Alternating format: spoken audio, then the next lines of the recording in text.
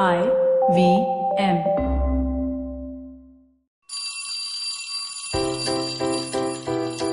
Hello one, hello all. Welcome to the Diary of the Traveling Professor. And I'm Siddharth Deshmukh, your friendly neighborhood traveling professor himself.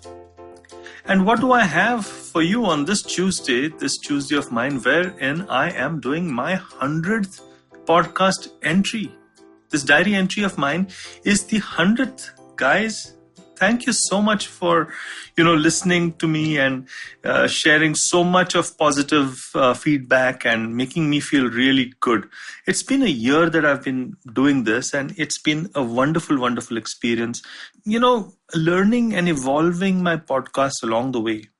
So when I decided to do this podcast about a year and some months in, I think it was because Kavita Rajwade, who's IVM Podcast's co-founder, actually encouraged me in a really healthy way because she kind of experienced me being a guest on a couple of other shows that IVM Podcasts hosted.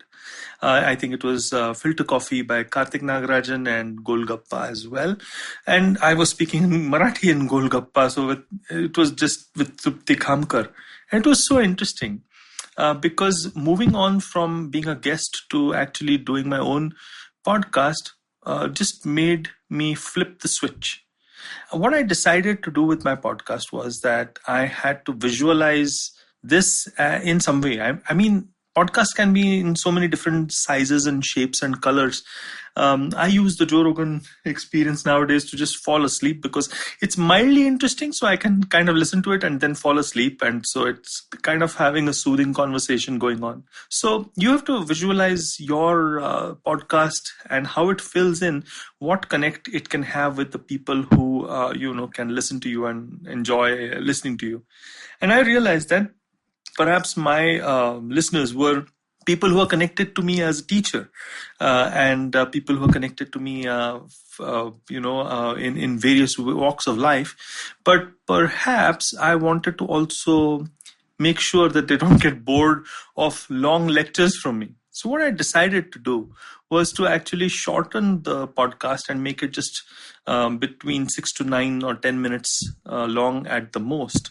And that was a conscious designing decision for the podcast. What I realized was that if I make the podcast around that length, I think it would be enough for people's compromised attention spans. And I also realized that, with my traveling schedule and the way in which my lifestyle is, it's going to be damn difficult to sit in a studio and actually have guests. So it is going to be just me. So it's quite difficult for people to listen to one guy's voice drone on over and over again. So the way in which I saw my content was that, hey, if you got a little time to kill and you're bored, you got that whole pickled feeling and you wanted just a fresh start to whatever you're doing, and you've got a few minutes and you wanted a break and maybe an insight or a perspective to help you along the way, I thought that this was where my podcast can fit in.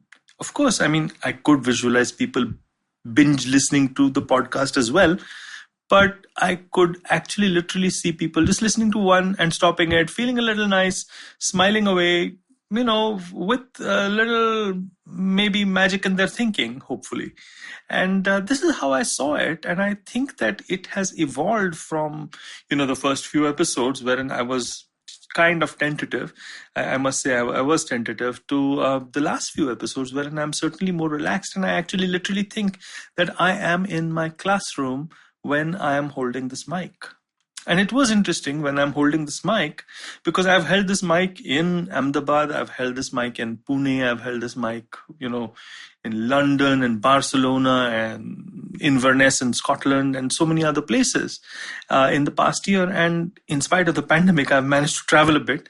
But what I realized was that when I am on like this, I do believe that I am connecting to people, not in my class, but just outside my class, those questions that you might get just outside the class or just before you get into class, or maybe having a coffee with people, if I'm in my car at Chota or some other canteen or something like that. So that's the vibe that I wanted to experience myself when I was doing this podcast. And that is the vibe that I'm feeling even right now when I'm doing my 100th. what I realized was another decision that I took was to make sure that I have to keep this podcast pure. And for that reason, and for that reason alone, I just decided to focus completely on the process. Because when I finished, thinking about the design of this podcast, one thing I did understand was I'm not going to really worry too much about the way in which um, you know uh, it sounds polished, and the way in which I do my rants and the rest of it. Or another thing I did think about is, for a year or two, I'm not going to worry about any sponsors, or I'm not monetizing things and the rest of it. And again, it was a very conscious decision because I just wanted to keep enjoying myself and enjoying the process of recording the podcast. And I really literally thank somebody like Joe Rogan, who said that he focuses on the process rather than the outcome of any podcast, and just try to enjoy the whole thing. So this is a bit of a little bit of a mind mapping exploration. Even when I speak, I don't know what the next sentence is going to be, but I do know where I'm going with the thought process, or with the overall thought pattern. So it's exactly, if you've sat in any one of my lectures, it's exactly the way in which knowledge exploration happens in my lectures. Another thought that I did want to share with was that if I look at what I'm trying to do in my podcasts, the thing that we end up doing is actually either we look at a trend that's outside, or we look at a thought that's inside. But whatever it may be, it still goes down to first principles, and it might be about geography or biology or sociology or whatever, and build up from there.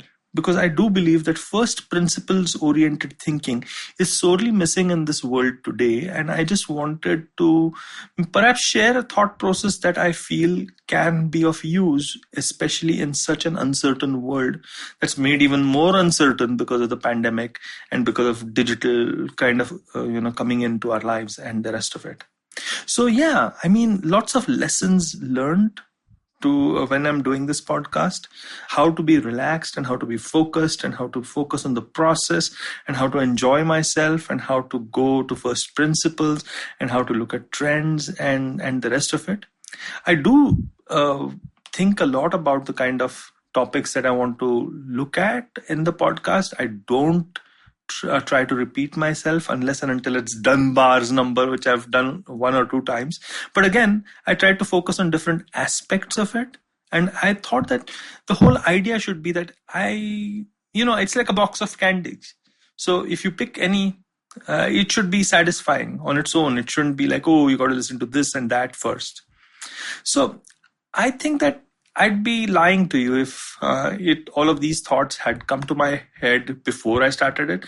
But I knew the overall design, and I know where I'm going with this. I really hope that you liked this journey of mine, and I wanted to share this particular 100th episode of mine for any potential podcast creator or any person who's actually focused on any aspect or any initiative, really.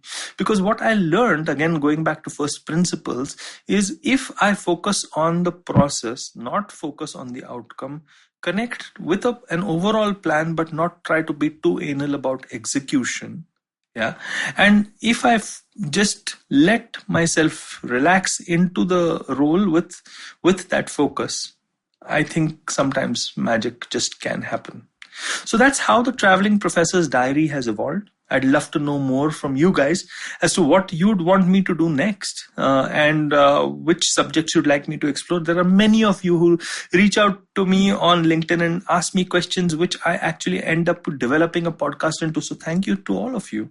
And I hope that many more do this. Anytime a problem is kind of posited in front of me, I like to look at it and, apply a certain kind of insightful curiosity, is what I'd like to say, to the problem. And I take fresh guard from tomorrow or on Thursday when you hear me for the next podcast. I'll be taking fresh guard, and I'll be saying onward to 200 and even more. All right. And until next time then, Thank you so much. If you want to follow me on Instagram or on LinkedIn, I'm the Traveling Professor. And if you want to listen to podcasts like these that last for more than 100 episodes, please go to ivmpodcast.com or just download the app or go to wherever you listen to your podcasts from. Thank you so much, guys. I hope you enjoyed that show. If you aren't following us on social media, please do. We're IVM Podcast on Twitter, Facebook, and Instagram. Another fun week in the books last week, and I think you guys should definitely check out some of the shows that we did. So first, let me tell you about Cock and Bull. We did 2 Cock and Bulls on Cyrus Says last week, which is, I don't think we've ever done before. But there was just so much to talk about, and it was fun. The first one was just on Trish, myself, and Cyrus. The second one, we had Abhijit Ganguly on, and that was a great episode. Do check that out. Check out Know Your Kanun as well. It's been a while since I spoke about that show, but Amber's been doing a great job on it. This week he spoke to Naina Sharma, a Canadian lawyer, about the ways that you do business in Canada and the challenges that presents. Definitely very interesting stuff. Do check that out. The guys at Naan Curry are doing some really, really fun stuff. Do check out their latest episode. They talk about roti, the simple bread, but it's got some complications to it. Let them tell you about what they are. Do check that out. Also, do definitely check out the Wire Talks with Siddharth Bhatia. He's been killing it, man. It's just a new show, but what great conversations. This week, he had Siddharth Singh on to talk about pollution. Do check that out. And you know what, guys? The best news of all, Simplified is back. They've been back for a few weeks, and I haven't called them out before, but remember that they're back and do check them out. This week, they talk about, does censorship make sense? Knowing the guys, I think I know the answer to that, but you should go check that out. And with that, I hope to see you again next week. Whether you're an established sports person or a budding one, or simply a sports enthusiast, join us, Tanvi and Shlok. We are 2 passionate pro badminton players talking policy, mindset and everything sport. So tune in to The Millennial Athlete every Monday. Only on the IVM Podcast Network. Trust us, it's gonna be lit.